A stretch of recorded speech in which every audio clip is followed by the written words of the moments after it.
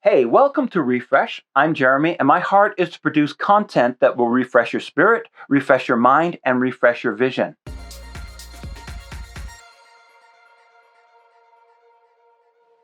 I want to talk about something really interesting and sort of close to my heart today. It has to do with this here. This can sometimes be the most terrifying thing to people. It's called a Bible. A lot of people, when they look at it, it's kind of freaky, it's kind of daunting to approach. And a lot of times, just even having the Bible around stirs up a lot of guilt. And I get it. You see, I remember when I got my first Bible, I was 8 years old.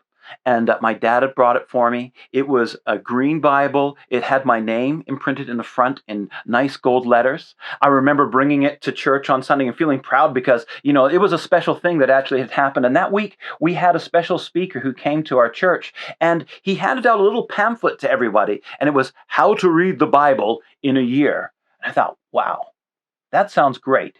I want to do that. I want to read the whole Bible in a year. And so the next morning, which was a Monday morning, I got up and I opened up the little pamphlet and had little boxes you could just check, check, check. And I read through the verses and I checked the boxes, and there was something really satisfying about just checking the boxes. That probably lasted about 2 weeks before things began to drop off. By the time I got to Exodus, the plan was given up, and I would just do random lucky dips into the Bible.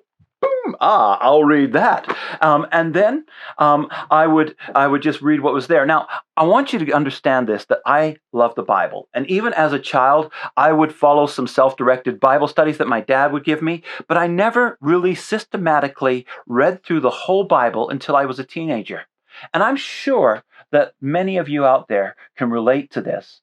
Especially when we first become Christians, we want to take on the project of reading the Bible in a year. We enthusiastically jump into Genesis, but we get bogged down, usually by the time we get to Leviticus.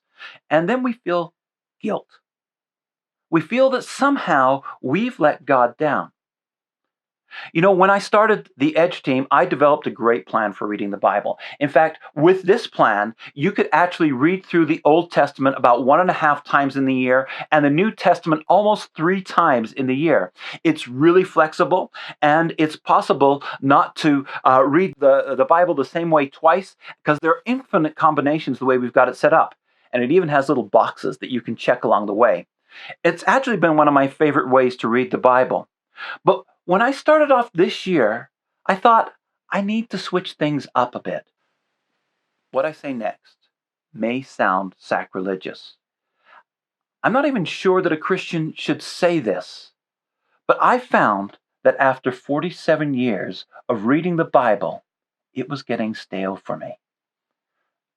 This is a crazy thing for me to admit. If you know me, you know I love the Bible. I even tried to memorize the whole thing one year.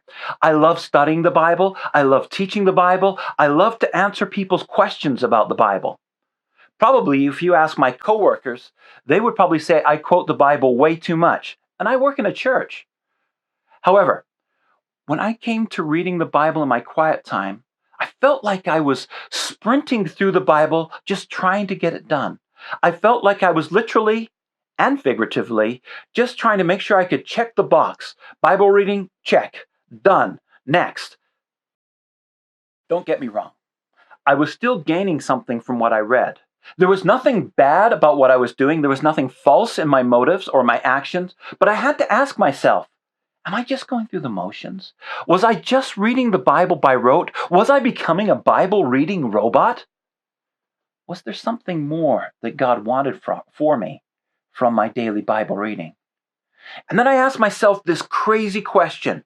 What if I didn't make it through the whole Bible this year? What if I only read as far as I felt comfortable with each day and then stopped?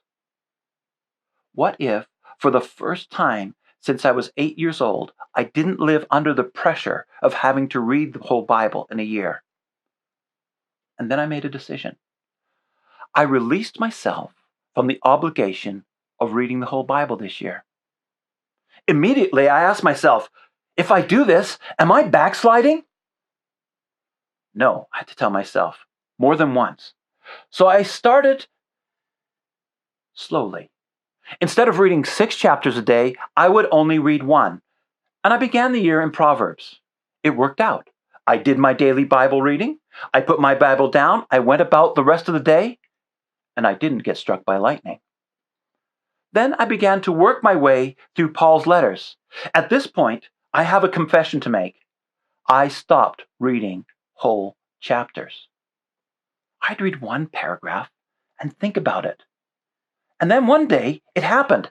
As I was reading, I had a really good thought, a thought that I needed to write down. So I went, grabbed a new notebook, put the date on the top, and wrote down one sentence. I'd not done that in a long time. It was barely enough to get through my readings. Of course, when I was studying, I could write hundreds or thousands of words. But during my daily Bible reading, it was a race to get through the reading, get it done, and hope that something would stick that I could carry through to the rest of the day. Gradually, it went from writing one sentence to writing a paragraph. Soon, I was doing something unheard of. I was reading one paragraph and writing a whole page of ideas, thoughts, questions for God, answers from God. I was getting more from wandering through 6 sentences than I had been from racing through 6 chapters. And then I realized I wasn't backsliding. I was engaging. Now, I'm still walking through this experiment. I'm not sure how much of the Bible I will actually read this year. Maybe next year I'll be up to reading 6 chapters again. But whatever I do, I want what I read to produce life into me. So why am I sharing this with you? Well, I think there's a lot of people out there who are living with a sense of obligation, that they have to read a certain amount of the Bible each day to be a good Christian. Some of you don't even read your Bible because you know you can't live up to that standard. Now, as Christians, I believe we should be reading the Bible, but I feel like we put a lot of pressure on ourselves. So today, what I want to do is I want to give you permission. Permission to let go of obligation, permission to slow down, permission to start small, permission to allow yourself to hear God speak to you in the in-between places, permission to realize that you can often get more power from your day in one sentence than in reading 50 pages. That's it for today. Now, if you felt like this video was helpful to you, please take a moment to share it, either with a direct message or on social media. I'd love for you to spread that message to bring somebody else some hope. If you would like to join me on the refresh journey, please take a moment and consider clicking that subscribe button and hitting the bell so that you can get notifications whenever I upload new content. Before I go, I want to leave you with the question of the day, and that is this. Tell me about your first Bible. I look forward to seeing what you have to say in the comments below this video. And until next time, keep moving onward, keep looking upward, and I'll see you in the next video.